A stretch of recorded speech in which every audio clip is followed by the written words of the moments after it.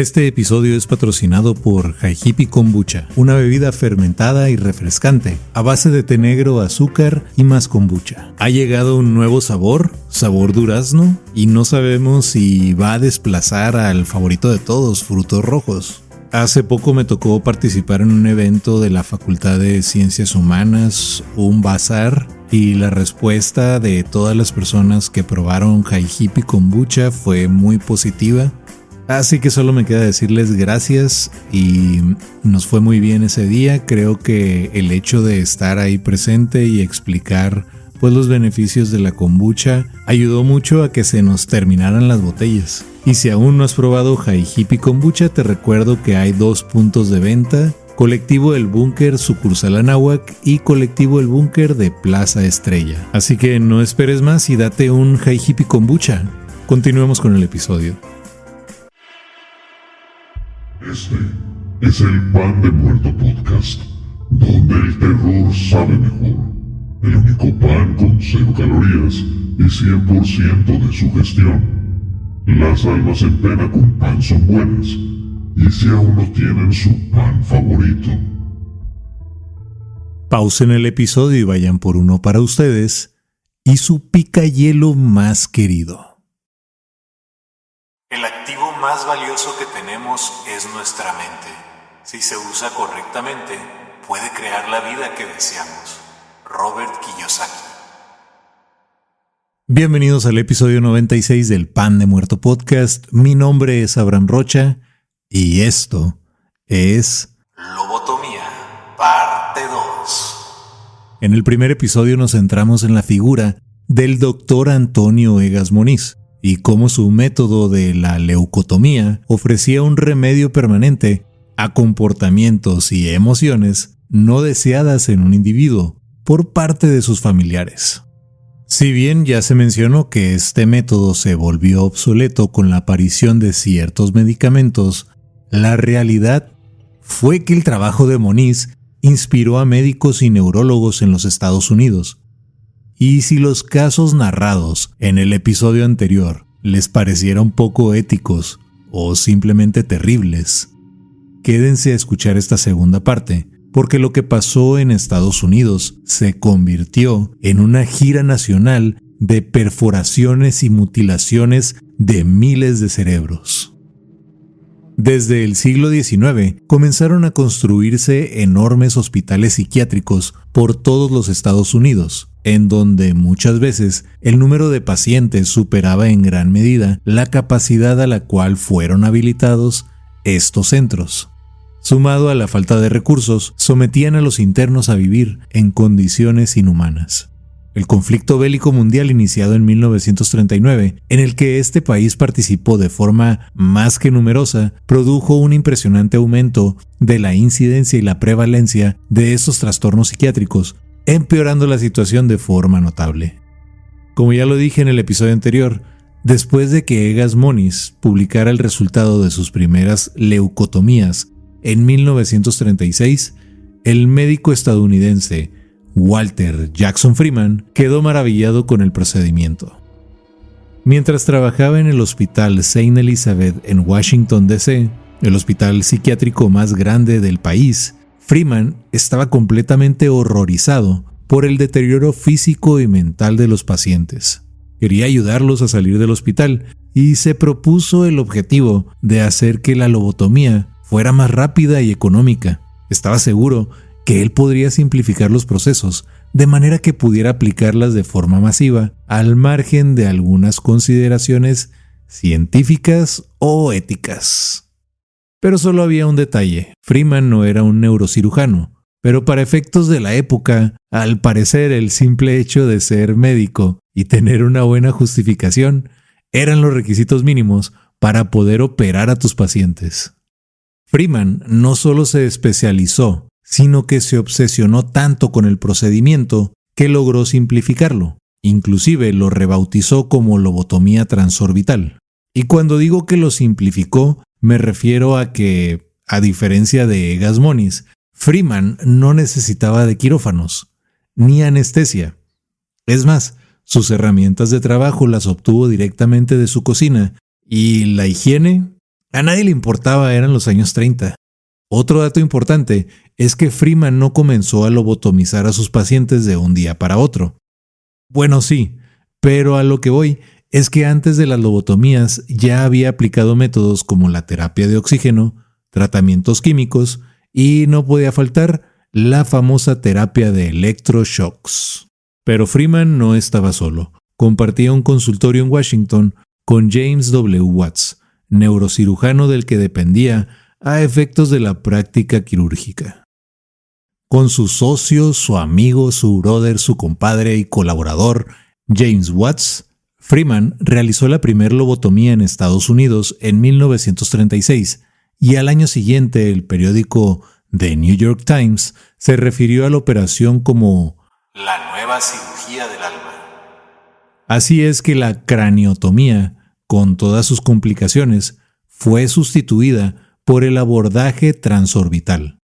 La técnica se desarrollaba durante los minutos en los que el enfermo permanecía inconsciente tras aplicarle corrientes de electroshock, y consistía en introducir el punzón o picahielos por dentro de la órbita ocular y lo golpeaba hacia arriba con un martillo, masa o marro, que para efectos de empujar el picahielo hasta un ladrillo te sería útil. La finalidad era penetrar hasta el lóbulo frontal. Una vez ahí, se procedía a moverlo de un lado a otro, cortando así las conexiones nerviosas y realizando un trauma irreparable al lóbulo frontal. La herramienta se retiraba limpiamente y el trabajo estaba terminado. La actuación era endemoniadamente rápida. Tan solo duraba entre 6 o 10 minutos, a veces inclusive menos. Ninguno de los dos podía ver exactamente lo que estaba sucediendo dentro del cráneo de los pacientes. Era experimental. No sabían tampoco la función exacta de los lóbulos frontales y obviamente hubo errores. Había quienes se desangraban, había quienes fallecían, había quienes se desangraban tanto que de eso fallecían y también había pacientes que despertaban como si nada hubiese pasado. En muchos de estos casos la solución era repetir el procedimiento. Si bien al principio Freeman utilizó instrumentos de cocina para sus lobotomías, incluso hay fotografías en las que se le ve usando una especie de masa para romper nueces en lugar de un martillo. Es decir, improvisaba. Con el tiempo, él mismo inventó y diseñó el orbitoclasto, que era un picahielos con un mango en forma de T. Pasado un tiempo, Freeman y Watts dejaron de trabajar juntos. Digamos que tuvieron diferencias por la despreocupada e irresponsable forma de meterles un picahielo por el ojo a las personas, como lo hacía Freeman. Por ejemplo, en una ocasión, Watts sorprendió a Freeman con un paciente. Le estaba aplicando una doble penetración. ¡Qué galán! ¿Hay algo que este joven no haga bien? Con sus punzones, es decir, le había metido un picahielo en cada ojo. Eso es una doble penetración. Digo, las cosas como son. La verdad, las cosas como son. Freeman, en vez de intentar explicar la situación, le pidió a Watts que le tomara una foto mientras posaba al lado del paciente. Watts quedó anonadado, no solo por la doble penetración, o bueno, por la doble lobotomía, sino porque Freeman quería una foto. Le importó 3 cacahuates la vida del paciente. Él solo quería verse cool y presumir con sus compas después.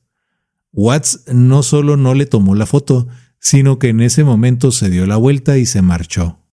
Asimismo se dice que Freeman alardeaba de su destreza y para impresionar a sus colegas se pasaba de una mano a otra su picahielo, como si fuera un malabarista, frente a médicos que genuinamente querían aprender la técnica. Es decir, se estaba convirtiendo en un showman. Pero con este tipo de actos, Freeman comenzó a volverse tan popular que sus lobotomías comenzaron a ganar demanda de costa a costa del país. La gente no solo quería lobotomizar a esa esposa histérica, a su hijo malportado, la gente quería conocer a Freeman y sobre todo verlo en acción. Para Freeman no había publicidad buena o mala. Él quería la atención de los medios de comunicación y vaya que lo estaba consiguiendo. Se relacionaba con periodistas y escritores científicos de importantes publicaciones como el Washington Post y The Saturday Evening Post. Freeman era adicto a la atención y reconocimiento de las personas. Le encantaba tener público y un escenario. Realizaba giras en las que dio demostraciones públicas del procedimiento sin usar guantes ni máscaras. Inclusive bautizó a su propio automóvil como el lobotomóvil, una furgoneta en la que se trasladaba de un lado a otro para aplicar sus lobotomías. No importaba si era dentro de un hospital psiquiátrico o en un cuarto de hotel. En Virginia Occidental, por ejemplo, realizó 228 lobotomías transorbitales en tan solo 12 días.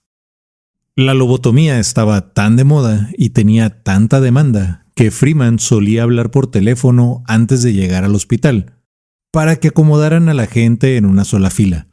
Pues una vez que él estuviera instalado con picayelo en mano, las lobotomías las realizaba una tras otra, hasta que se le acababan los pacientes. Obviamente esto tenía que ser rápido. La gente quería ser lobotomizada, así que no había tiempo de limpiar sus herramientas de trabajo. Lo importante era romper sus propios récords, por lo que le pedía a sus asistentes o inclusive a los familiares que tomaran el tiempo, lo cual podía tardar entre 3, 6 y 10 minutos por paciente. Lo bueno es que en estas épocas, al final de tu lobotomía te daban unas gafas oscuras. Esto no era un premio ni mucho menos. Su propósito era ocultar los enormes moretones en parte de la frente, nariz y alrededor de los ojos, sobre todo, con los que terminaban todos los pacientes después de ser lobotomizados. Entre todos los pacientes de Freeman existen 2 casos muy famosos. Uno, el del conductor de autobús de San José, California, llamado Howard Dolly, quien expuso su historia en un libro titulado Mi lobotomía. Dolly tenía 12 años cuando, después de enfrentarse con su madrastra, ella decidió que lo mejor sería hacerle una visita al Dr. Freeman. Decía que el chico era rebelde y la estaba volviendo loca, pues prendía las luces de la casa durante el día y se distraía con facilidad. Y si no pusieron atención a la edad, estamos hablando de un niño de 12 años. En su autobiografía, Dolly escribió: «Siempre me he preguntado si a mi alma le falta algo. Nunca sabré qué perdí en aquellos 10 minutos con el Dr. Freeman y su picayelo. De milagro no me convirtió en un zombi, ni me aplastó el espíritu, ni me mató, pero me afectó profundamente». No te acercas a la gente y le dices: «Hola, me sometieron a una lobotomía», porque si lo haces, no van a estar contigo por mucho tiempo. Algo impresionante es que Dolly recuerda con detalle el día de su lobotomización. Y cito: «Levantaron el ojo y fueron a la esquina. Lo golpearon y lo movieron con esta cosa que parece una batidora de huevos. Para mí es una locura. Quiero decir, estás hablando de un cerebro. ¿No debería haber algo de precisión involucrada?». Si bien Dolly no se convirtió en un zombi, sí se convirtió en un alcohólico y en un adicto a las drogas tras la lobotomía por parte de Freeman. Después de leer la autobiografía de Dolly, un crítico de The New York Times dijo en su reseña que era una de las historias más tristes que se podían leer en aquellos años grises de preguerra. Y el otro caso de Freeman, aún más famoso que el de Dolly, fue la lobotomía realizada a la joven Rosemary Kennedy, la hermana menor del futuro presidente John F. Kennedy. Verán, Rosemary tenía un leve retraso mental, acompañado de episodios espontáneos de ira incontrolable, y ante los ojos de sus estrictos padres, con aspiraciones políticas, el que ella se comportara como una rebelde era inaceptable. Rosemary fue lobotomizada a sus 23 años. Después de esto, su comportamiento era el de una niña de 2 años. Sufría de incontinencia, dejó de caminar, no se podía alimentar por sí sola y debía estar acompañada todo el tiempo. Y pasó la mayor parte de su vida adulta recluida en varias instituciones mentales. A pesar de su estatus social y económico, los Kennedys no lograron encontrar un tratamiento mejor para sus problemas mentales. Rosemary nunca se recuperó, murió a los 86 años de causas naturales. El padre de nuestro protagonista, Walter Jackson Freeman I, fue un médico de éxito en su tiempo. Su abuelo materno, William Skin, llegó a ser presidente de la American Medical Association. Este dato es sumamente importante, pues es posible que Freeman, lastrado por el legado brillante de una familia de médicos, estuviera más preocupado por su gloria personal que por encontrar un buen tratamiento para sus pacientes. Como se mencionó en el primer episodio, el fin de las lobotomías llegó con la aparición de los psicofármacos. El esplendor de su carrera comenzó a llegar a su fin. Eran los años 50. Las lobotomías fueron cada vez más cuestionadas, convirtiéndolas en una práctica obsoleta. Se estima que entre 40,000 y 50,000 personas en Estados Unidos fueron lobotomizadas, desde el año de 1936 hasta el 1967, en el que se efectuó la última de estas increíbles intervenciones. En la mayoría de los casos, los resultados de las lobotomías de Freeman fueron similares, y según algunas fuentes, cerca de un 20% acabaron en muerte. La más sonada de ellas le hizo perder su licencia médica en 1967, cuando le provocó una hemorragia cerebral a una paciente llamada Helen Mortenson. Se dice que esta fue su última lobotomía antes de morir de cáncer en 1972 con 76 años, aunque algunos aseguran que continuó realizándolas hasta el final de sus días. Tras su muerte se dio a conocer que su récord personal fue de aproximadamente 3,600 lobotomías.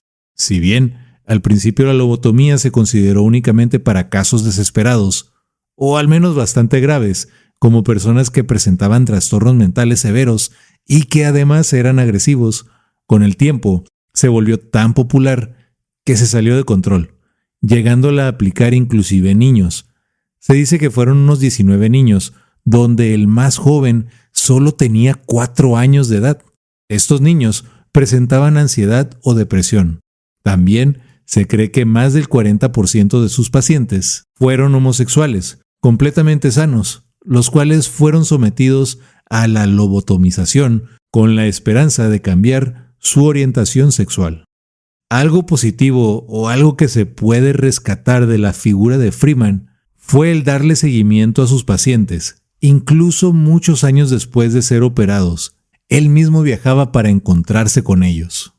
Y yo me pregunto, ¿cuántos de estos pacientes, al igual que Dolly, recuerdan perfectamente aquel momento en donde Freeman cambió sus vidas para siempre? Y esto fue el episodio número 96. Espero te haya gustado. Dejé pasar mucho tiempo entre episodios. O sea que tanto tiempo dejé pasar que iba a ser San Valentín y ahorita ya estamos a unos días de que sea el Día de la Mujer. Pero bueno, la realidad es que el primer episodio de lobotomía tuvo muy buena aceptación, entonces forzosamente y obligatoriamente tenía que hacer esta segunda parte. Así que espero que te haya gustado y si fue así, no dudes en compartirlo. Deja tu like y suscríbete, si aún no lo estás. Déjame saber qué te pareció el episodio en la caja de comentarios. Es muy importante comentar porque así el algoritmo le recomienda esos episodios a más personas. Además, búscame como Pan de Muerto Podcast en todas las redes sociales y en tus plataformas de podcast favoritas.